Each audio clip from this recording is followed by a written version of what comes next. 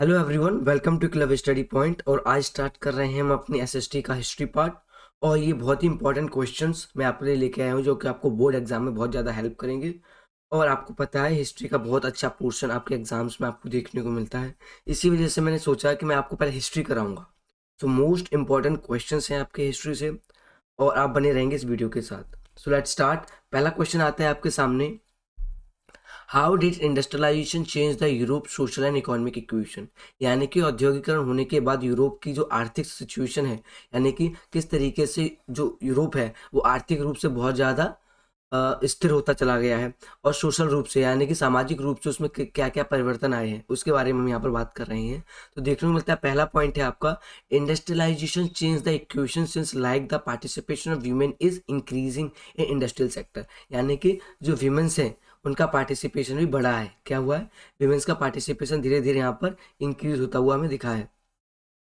और second point आता है आपके पास, working condition of Europe people became better. यानी कि लोगों की धीरे धीरे वर्किंग जो कंडीशन है वो बेहतर होती चली गई। पहले हमें देखने को मिलता है कि वर्किंग कंडीशन फैक्ट्री में लोगों की बहुत ज़्यादा खराब थी, लेकिन अब क्या है, जैसे जैसे इंडस्ट्रियलाइजेशन और बेहतर होता चला जा रहा है, वहाँ की सरकार है, वहाँ के उद्योगपति अपने लोगों के ऊपर ध्यान देते हुए नजर आ रहे हैं।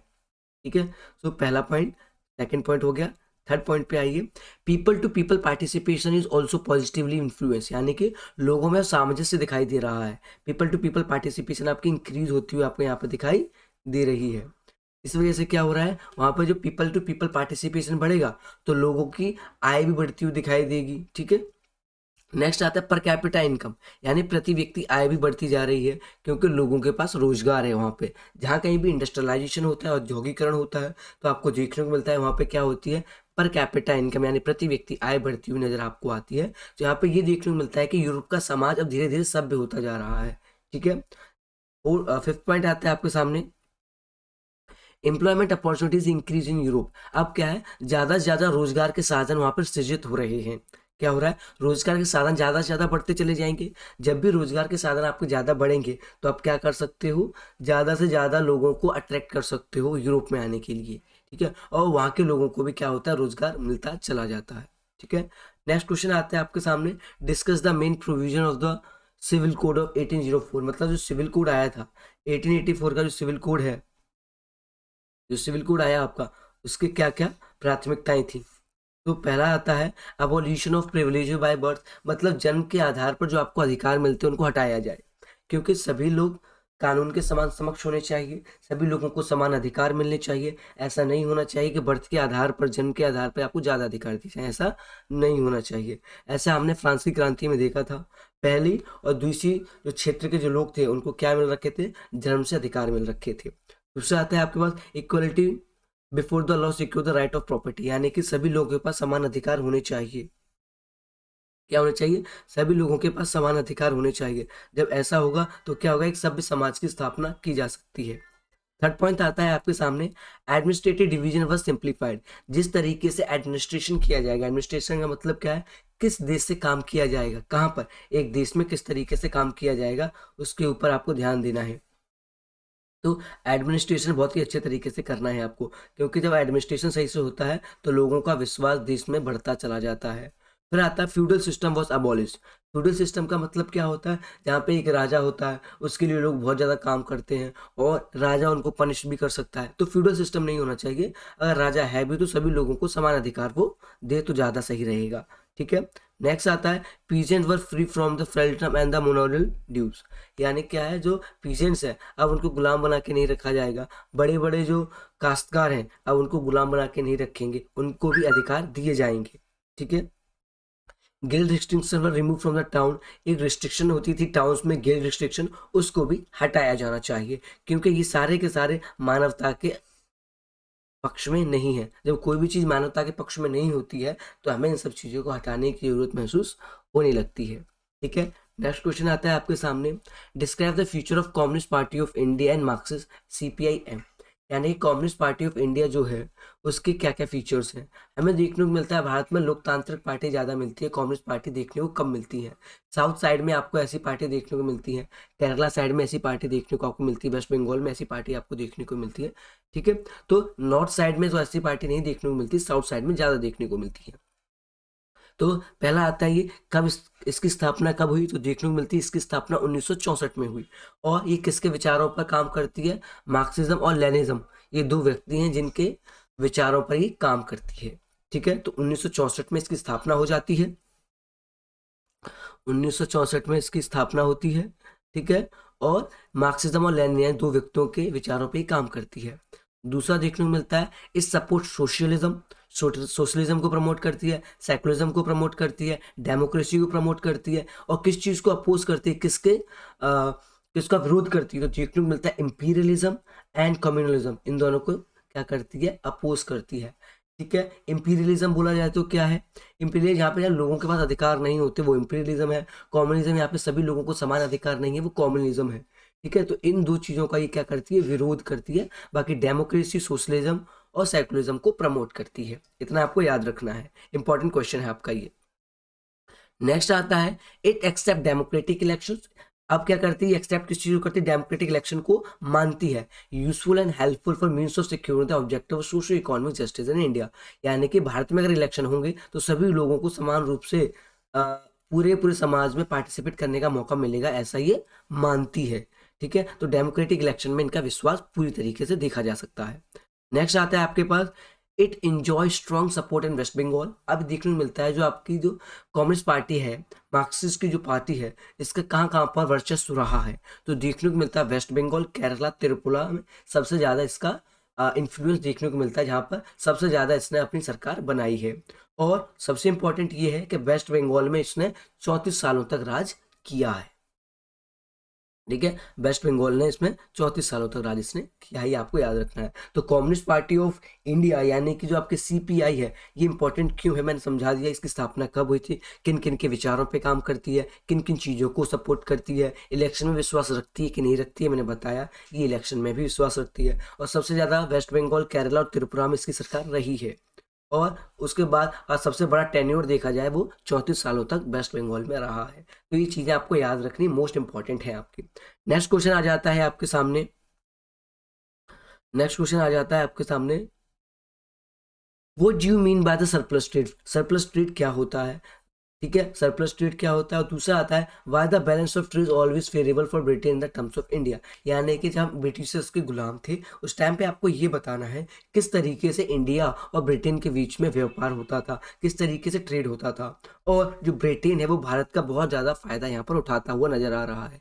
तो हमें ये बताना है कि जब भी ट्रेड होता था तो इंडिया को बहुत ज़्यादा नुकसान होता था इसमें, और जो ब्रिटेन उसको फायदा होता था। तो देखने को मिलता है सरप्लस ट्रेड का मतलब है जहाँ पे आपको फायदा हो।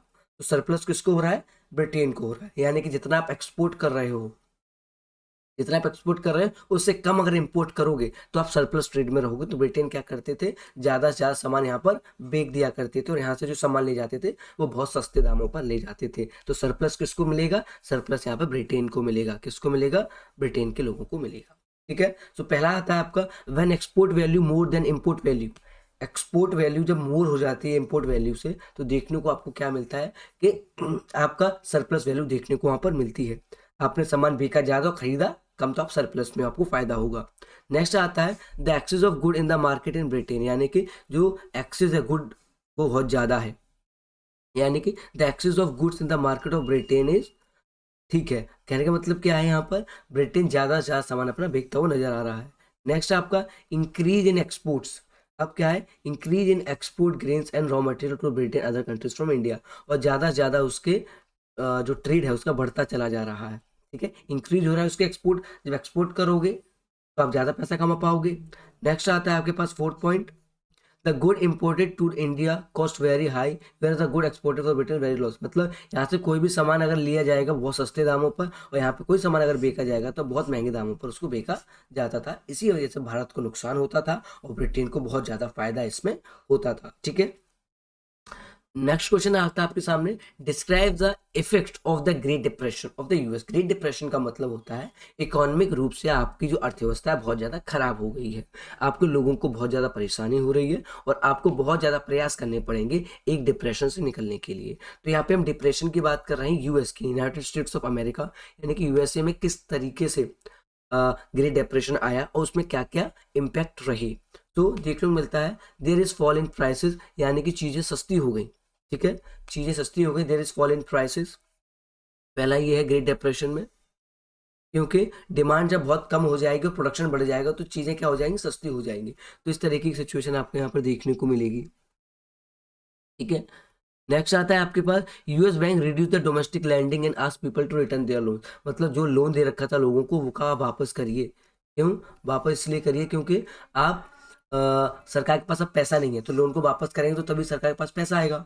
तो people however could not repay the loan due to lesser income, और लोग पैसा वापस नहीं कर पाए क्योंकि उनके पास आय के साधन नहीं थे, इनकम नहीं थी उनके पास, और अनएम्प्लॉयमेंट बहुत ज़्यादा बढ़ गई। जब भी बेरोजगारी बढ़ जाती है तो क्या हो जाती है, बहुत कम इनकम आपकी हो जाती है, फिर अपने लोन को रीपे आप नहीं कर पाओगे।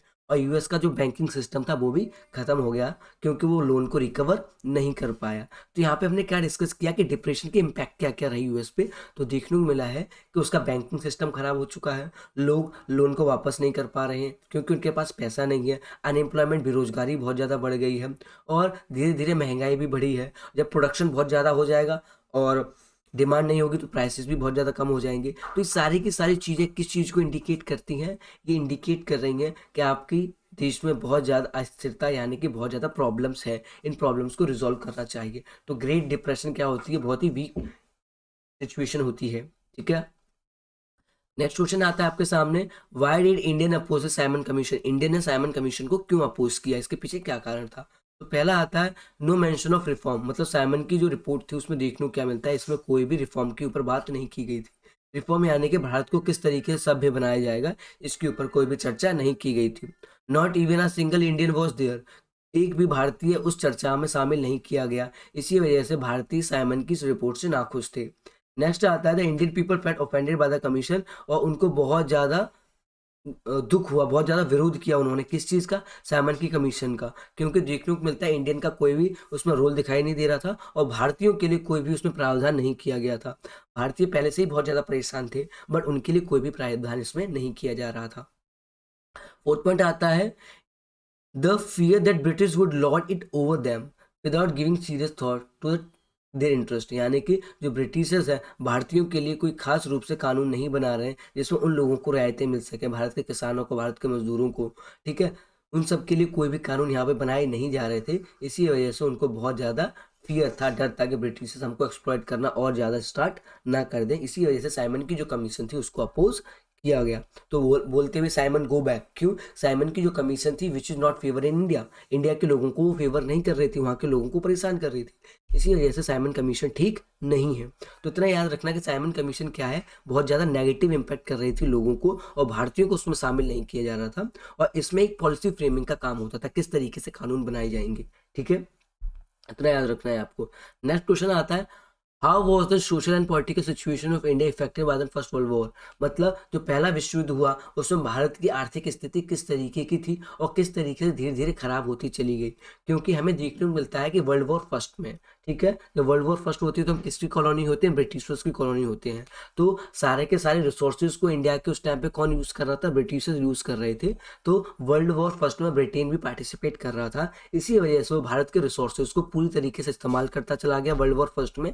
इसी वजह से भारत की जो इकोनॉमिक सिचुएशन है वो बहुत ज़्यादा ख़राब होती चली गई। यहाँ के किसानों को, मजदूरों के, जमींदारों को बहुत ज़्यादा नुकसान इसका होता हुआ नजर आया है हम लोगों को। तो इतना आपको याद रखना है, फर्स्ट वर्ल्ड वॉर में हम कॉलोनी थे ब्रिटिशर्स की, उन्होंने हमारे रिसोर्सेज को इस्तेमाल किया और हमारे रिसोर्सेज को इस्तेमाल करने के बाद हमारे लोगों को बहुत ज़्यादा गरीबी के अंधकार में ढकेलते चले गए। ठीक है, इतना आपको याद रखना है। ठीक है, तो socially the people in the villages suffered a great extent, गांव में रहने वाले लोगों को बहुत ज़्यादा परेशानियों का सामना करना पड़ा। ठीक है, गांव में रहने वाले लोगों को बहुत ज़्यादा परेशानियों का सामना करना पड़ा। Villages were called upon the supply of the soldiers, और गांव में ज़बरदस्ती लोगों को सोल्जर्स, जो गांव में जो लोग रह रहे हैं उनको ज़बरदस्ती फौज में भर्ती किया गया, क्योंकि उस समय सैनिकों की बहुत ज़्यादा कमी थी। ठीक है, और ज़बरदस्ती तो सैनिकों का भर्ती करेंगे तो ये ठीक नहीं है। ठीक है, अब क्या, फोर्स रिक्रूटमेंट, मतलब ज़बरदस्ती आपने उनको भर्ती कर दिया और उनको लड़ाई के मैदान में भेज दिया जहाँ पर वो शहीद हो गए। ठीक है, इस तरीके का काम ब्रिटिशर्स के थ्रू किया गया जो कि बहुत ज़्यादा खराब था। और उसके बाद हमें देखने को मिलता है 1918 से लेकर 1919 और 1920 से लेकर 1921, उसमें क्या हुआ था, क्रॉप्स आपकी फेल हो गई थी क्योंकि एक तरीके से वेदर कंडीशन ठीक नहीं थी, बारिश नहीं हो पाई, इसी वजह से हमें देखने को क्या मिलता है, सही से फसल नहीं हो पाई। इसी वजह से बहुत से भारत के एरिया में फेमाइन पड़े, यानी अकाल पड़े। पूरे के पूरे भारत में बहुत सी जगह हमें अकाल देखने को मिलते हैं। इसी वजह से बहुत से लोग मारे गए भारत में। तो अप्रोक्स गिना जाता है कि 12 से 13 मिलियन लोग मारे गए, और ब्रिटिशर्स ने इन लोगों का कोई भी ध्यान नहीं रखा। और इसको क्या बोला गया, ग्रेट एपेडेमिक। एक होता है पैंडेमिक जो पूरे के पूरे विश्व को आघात करता है, एक होता है एपेडेमिक जो एक देश के कुछ हिस्सों को क्या करता है, आघात करता है। तो एपेडेमिक में बहुत से लोग मारे गए, 12 से 13 मिलियन लोगों की जान चली गई, और ब्रिटिशर्स ने इनके ऊपर कोई भी ध्यान नहीं दिया।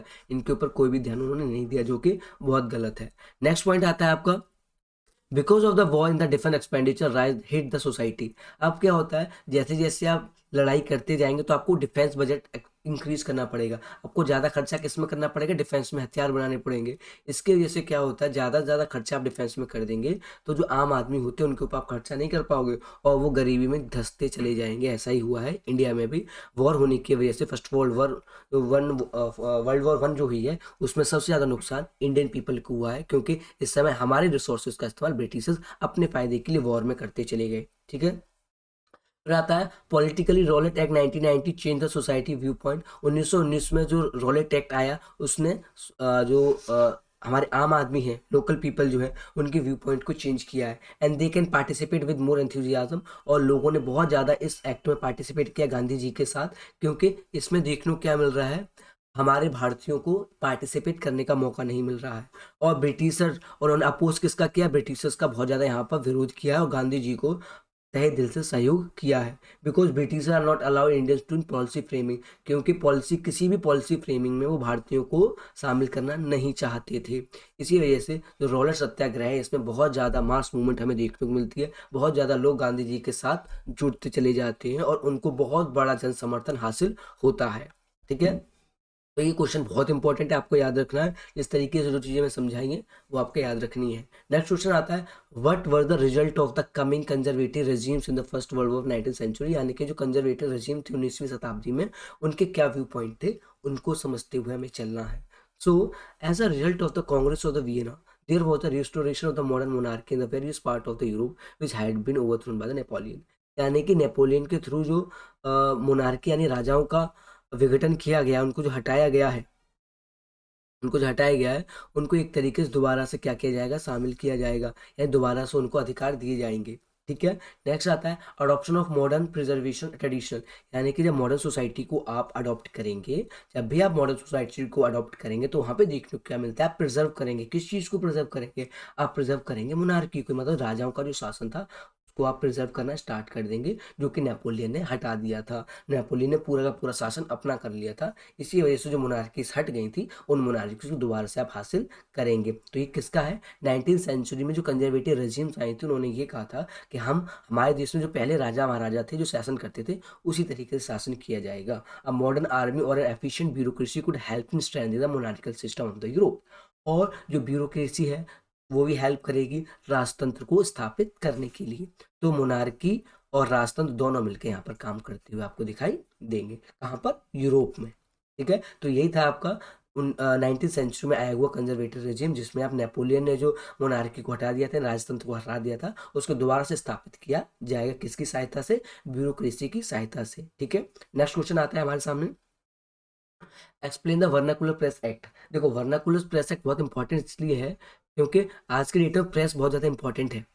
प्रेस बहुत ज़्यादा इंपॉर्टेंस है, मीडिया बहुत इंपॉर्टेंट है। मीडिया बहुत इंपॉर्टेंट रोल प्ले करती है किसी भी एक न्यूज़ को समझने के लिए। देश में क्या घटनाक्रम चल रहा है उसको समझने के लिए प्रेस बहुत इंपॉर्टेंट है, न्यूज़पेपर बहुत इंपॉर्टेंट है, मैगजीन्स बहुत इंपॉर्टेंट है। हमारे लिए सारी की सारी चीज़ें मोस्ट इंपॉर्टेंट है। तो ये आता है कि वर्नाकुलर प्रेस एक्ट क्या था, तो देखने को मिलता है वर्नाकुलर प्रेस एक्ट ब्रिटिश द्वारा लगाया गया एक प्रतिबंध था, जिसमें क्या होता था, आप अपनी मर्जी की न्यूज़ को देखेंगे या फिर अपनी मर्जी की न्यूज़ को छपवा सकते हैं। ठीक है। तो इस तरीके से आपको समझना है वर्नाकुलर प्रेस एक्ट किसके द्वारा लगवाया गया था, ब्रिटिशर्स के द्वारा लगवाया गया था, कि आप अपनी मर्जी से कोई भी न्यूज़ नहीं छाप सकते। आप वही न्यूज़ छापेंगे जो ब्रिटिशर्स चाहेंगे या उनके बड़े बड़े लीडर्स जो चाहेंगे, उसी तरीके की आपको न्यूज़ छापनी पड़ेगी। तो वर्नाकुलर प्रेस एक्ट ये था आपका, तो आपको समझते हुए चलना है। The vernacular press act stated that the magistrate of the commissioner of the police had an authority, मतलब मजिस्ट्रेट जो है और पुलिस का जो हेड है उसको ये अथॉरिटी होगी to call upon any printer publisher the newspaper enter to bond undertaking not to print certain kind of material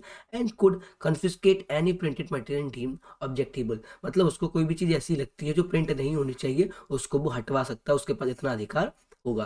तो यहाँ पे देखने को मिलता है कि वर्नाकुलर प्रेस एक्ट में जो आपकी मीडिया होती है उसके अधिकारों का हनन हो रहा है, उसके अधिकारों को कम किया जा रहा है।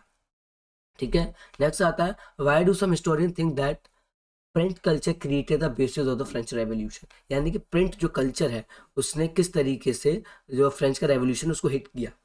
तो हमें देखने को मिलता है some historians think that the print culture created the basis of French Revolution because printing of the idea of Enlightenment thinkers like the Voltaire, Rousseau lead to them being by many people. As the writers attacked the despotic rulers and the authority of the church, and the readers saw the world through the eyes and questioned the critical rational. देखने को मिलता है कि जो लोगों ने अपने view point लिखे हैं और पढ़े लिखे लोग उस चीज़ों को समझ पाए, जिस तरीके से राजा उनका हनन कर रहा था, लुई सोल्वी उनका हनन कर रहा था, चर्च जिस तरीके से उनका हनन कर रहा था, उनके अधिकारों को एक्सप्लॉइट कर रहा था, तो इसी तरीके से चीज़ें आपकी देखने को मिलती है। तो रिटर्न कल्चर से भी लोगों को अवेयरनेस आती है। ठीक है, जब अवेयरनेस आती है तो समाज में बदलाव आने की प्रक्रिया शुरू हो जाती है। तो यहाँ पे क्या है, जैसे जैसे चीज़ें छपनी शुरू हो गई इसका मतलब वहाँ पे क्या है, अवेयरनेस आनी शुरू हो गई, और जिस सोसाइटी में अवेयरनेस आना शुरू हो जाती है वो सोसाइटी धीरे धीरे कहाँ पर बढ़ती है, रिफॉर्म्स की तरफ बढ़ती है। वो सोचती है हमें यहाँ पर अब चेंजेस की आवश्यकता है। सेकंड पॉइंट आता है आपके पास Friends to have a dialogue and then debate culture in which all institution norms and values were discussed and then re-evaluated. ठीक है, अब क्या है print super and dialogue and debate culture which बोल, अब क्या धीरे धीरे डिबेट कल्चर धीरे धीरे अब क्या है अलग अलग व्यू पॉइंट्स के ऊपर आप चर्चा करना स्टार्ट कर देते हैं। जब भी आप अलग अलग व्यू पॉइंट पर चर्चा करना स्टार्ट करते हैं तो देखने को क्या मिलता है, आप अलग तरीके के रिफॉर्म्स की तरफ बढ़ते चले जाते हैं, डेमोक्रेसी की तरफ, सोशलिज्म की तरफ एक तरीके से आप चले जाते हैं जहाँ पर लोगों के पास अधिकार होंगे। By the 1780s, a lot of literature criticizing and mocking our loyalty and underground the circulation of the such literature increase the hostile sentiment against the monarchy. और जो hostile segments हैं मतलब monarchy जिस तरीके से उनका हनन कर रही है उसको कम करने के लिए यहाँ पर काम किए जा रहे हैं। नेक्स्ट आता है what is the civil disobedience movement. Civil disobedience movement क्या होता है, ये बहुत इंपॉर्टेंट है, आपको याद रखना है। सिविल डिसोबिडियंस मूवमेंट स्टार्ट हुआ था 6 April 1930, March 1931 suspended due to Gandhi the Indian relaunch 1932 बाद 1934 सेकंड एंडेड मेन इवेंट। अब इसे कुछ मेन इवेंट हमें देखने को मिलते हैं, क्या क्या है। The breaking of salt law, यानी कि उन्होंने क्या किया, सॉल्ट लॉ को तोड़ दिया, and law in different part of the country, और अलग अब भारत के अलग अलग हिस्सों में वो घूमे हैं। ठीक है, नेक्स्ट आता है boycott of the foreign goods, उन्होंने फॉरेन गुड्स का वहाँ पे विरोध किया है और अपने जो चीज़ें हैं उनको उन्होंने वहाँ पे प्रमोट किया है। अब पिकेटिंग ऑफ लिक्विड शॉप इनका भी उन्होंने विरोध किया है, और वायलेशन ऑफ फॉरेस्ट लॉज, और जो फॉरेस्ट के जो लॉज हैं उनको भी उन्होंने क्या किया है, यहाँ पे बाइकआउट किया है, क्योंकि ब्रिटिशर्स क्या कर रहे हैं फॉरेस्ट के लॉज में अपने क्या कर रहे हैं, लोगों को जाने की अनुमति वहाँ पे नहीं दे रहे हैं। जब आपको फॉरेस्ट में जाने की अनुमति नहीं होगी तो भारत जैसे जो गरीब देश था जहाँ पे लोग बहुत ज़्यादा डिपेंड कर रहे थे फॉरेस्ट में, वहाँ पर उनको परेशानी को सामना करना पड़ा।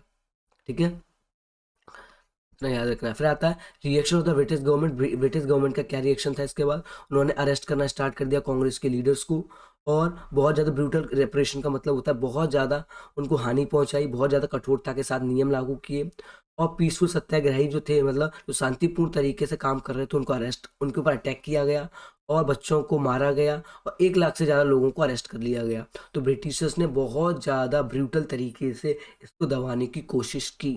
ठीक है, पार्टिसिपेंट्स ऑफ द मूवमेंट कौन कौन पार्टिसिपेट कर रहा था, तो देखने को हमें मिलता है रिच पीजेंट यानी कि अमीर किसान भी थे इसमें, मजदूर भी थे अगेंस्ट हाई रेवेन्यू। ठीक है, पुअर पीजेंट भी थे अगेंस्ट हाई रेंट, उनको बहुत ज़्यादा हाई रेंट देना पड़ रहा था, इसी वजह से वो उसके साथ थे। बिजनेसमैन भी थे इसमें अगेंस्ट कॉलोनियल बिजनेस पॉलिसी, जो जो कॉलोनियल पॉलिसीज हैं उसकी वजह से उनका बिजनेस ग्रो नहीं हो पा रहा, इस वजह से वो भी गांधी जी के साथ थे। वीमेंस भी थी इसमें, mood bye Gandhi ji call, Gandhi ji ने वीमेंस को भी आह्वान किया था कि आपको भी आना है। वर्कर्स भी साथ आए थे गांधी जी के, तो सारे के सारे लोग गांधी जी के साथ आए थे, क्योंकि देखने को मिलता है इन सब की कोई ना कोई शिकायत थी ब्रिटिश सरकार से, इसी वजह से सारे के सारे लोग गांधी जी के एक आह्वान पर इकट्ठे हो गए और उन्होंने सिविल डिसोबिडियंस मूवमेंट स्टार्ट किया, ताकि क्या हो सके भारत को जल्द से जल्द आज़ाद कराने के लिए कदम उठाए जा सके। How was it different from non corporation movement, ये नॉन कॉर्पोरेशन मूवमेंट से क्यों अलग था, देखने को मिलता है। NCM aim was Swaraj, this was the Purna Swaraj. अब क्या पूर्ण स्वराज की बात हम यहाँ पर कर रहे हैं। NCM breaking of the laws not involve, this time is breaking laws. यहाँ पे क्या हो रहा है, काम अलग अलग प्रकार के कानून बनाने की कोशिश की जा रही है। कौन से कानून, जहाँ पर भारतीयों के पास अधिकार होंगे किसी भी चीज़ के ऊपर काम करने के। नेक्स्ट आता है, हाँ ऑलमोस्ट क्वेश्चन इज कंप्लीटेड, और आई होप आपको ये समझ आया होगा। और कोई भी अगर आपका डाउट है तो आप कमेंट सेक्शन में लिख सकते हैं। तो हिस्ट्री के मोस्ट इंपॉर्टेंट क्वेश्चन की वीडियो मैंने आपके लिए बना दी है, आप जरूर इनको पढ़ के जाएंगे। Thank you very much.